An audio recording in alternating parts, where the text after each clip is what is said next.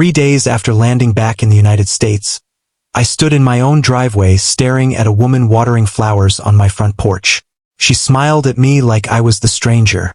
The problem was that she was the president of the Oak Hollow Estates HOA. The bigger problem was that she was living in my house. A month earlier, I had been overseas finishing the final weeks of a military deployment. My biggest concern back then was getting home safely. I had no idea that while I was gone, someone had decided my property no longer belonged to me. Before I tell you how insane this situation became, tell me where you're watching from in the comments. I always enjoy seeing how far these stories travel. Now let me take you back to where it all started.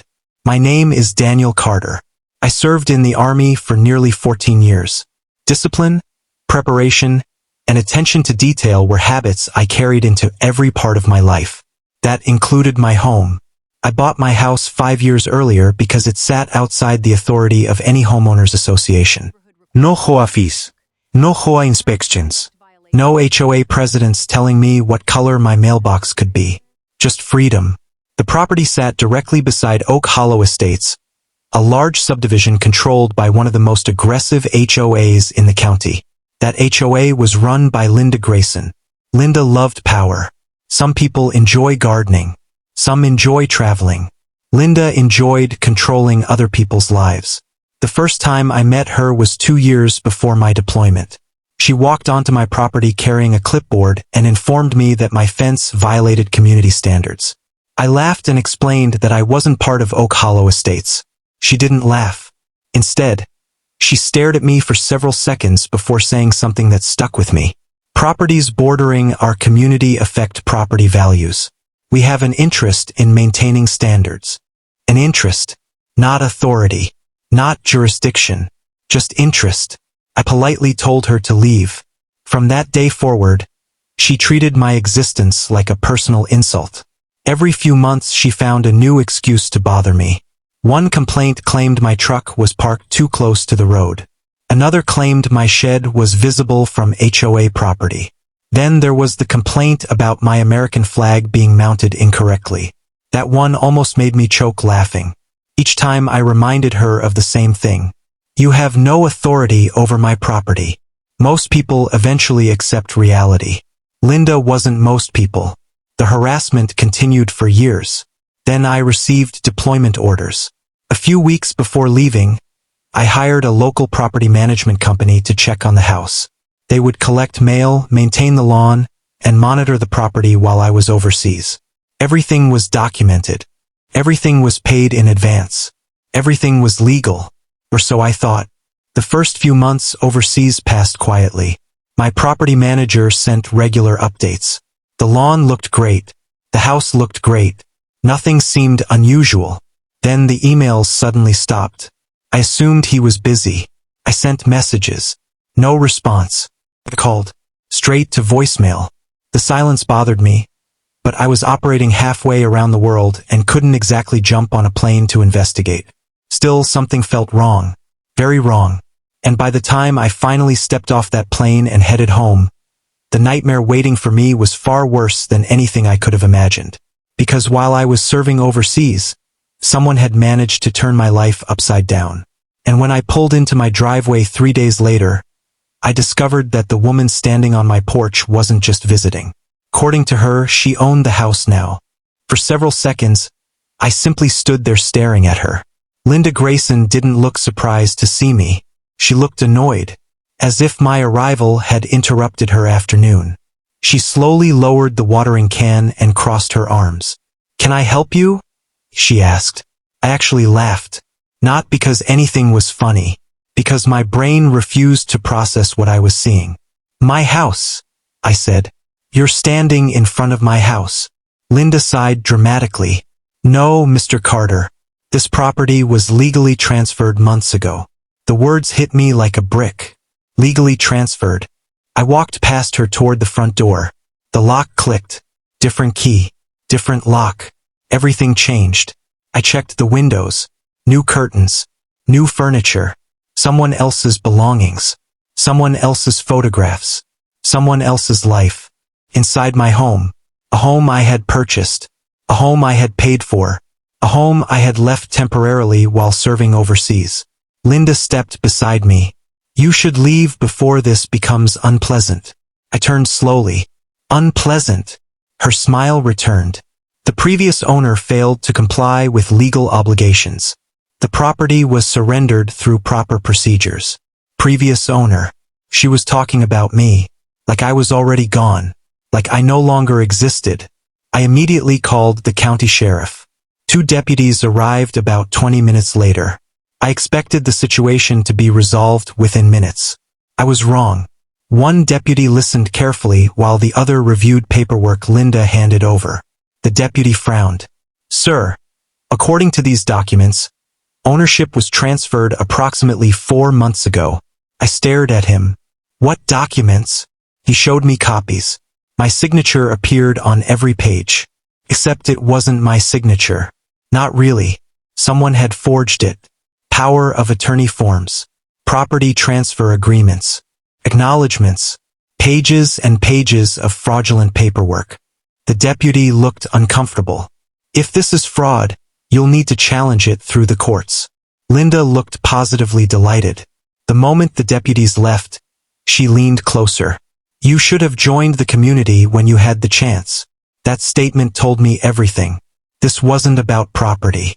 It wasn't about paperwork. It wasn't about legal misunderstandings. This was personal. Very personal. I checked into a nearby hotel and spent the rest of the evening making calls. First, I contacted the title company from my original purchase. Then the county recorder's office. Then an attorney specializing in real estate fraud. By midnight, a disturbing picture had started forming. The forged documents had been submitted by a legal consulting company I'd never heard of. The company address led to a tiny office suite. The suite was empty. No employees. No business. Nothing. A ghost company. The next morning brought an even bigger shock. My property manager was missing. Not unavailable. Missing. His office had closed without notice. His phone had been disconnected. Neighbors hadn't seen him for months. The man responsible for watching my home had seemingly vanished from existence. Coincidence? Not a chance. I spent the next several days digging. Every answer produced 2 new questions. Every document revealed another layer. Every trail somehow circled back toward Linda Grayson. Then I found something that changed everything. A retired neighbor named Frank approached me while I was photographing the property. He looked nervous. Very nervous. You're Daniel, right? He asked quietly. Yes. Frank glanced toward the house, then lowered his voice. You're not the first one. I felt my stomach tighten. What does that mean? Frank swallowed hard. 3 other properties. Same thing. Owners leave for extended periods. Paperwork appears. Ownership changes. Then somebody connected to the HOA ends up benefiting. I stared at him. Why didn't anyone report it? His expression darkened.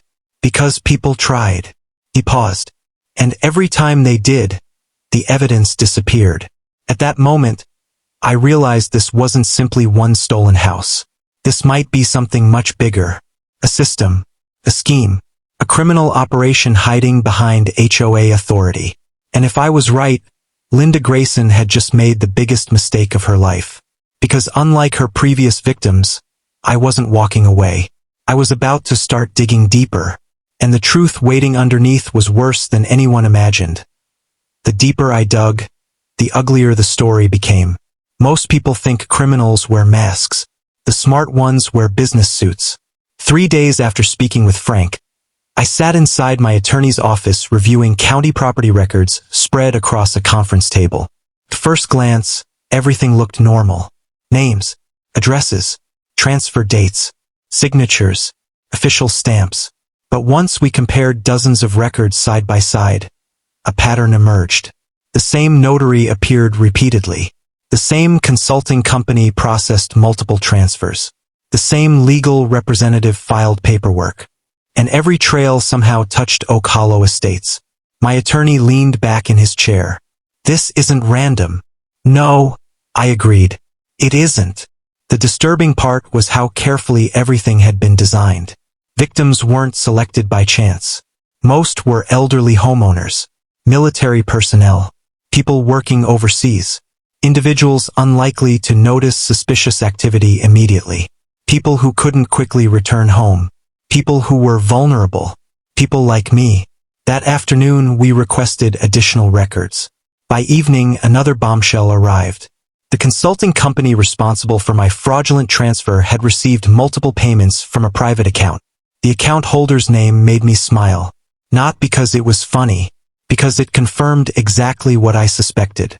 Linda Grayson, the HOA president, wasn't merely connected. She was financing the operation. For the first time since returning home, I felt genuinely angry. Not frustrated. Not annoyed. Angry. I had spent years serving my country. Meanwhile, someone back home had been stealing houses from military families and vulnerable homeowners. That wasn't greed. That was predatory. The next morning, I visited the county recorder's office in person. One employee recognized my name immediately.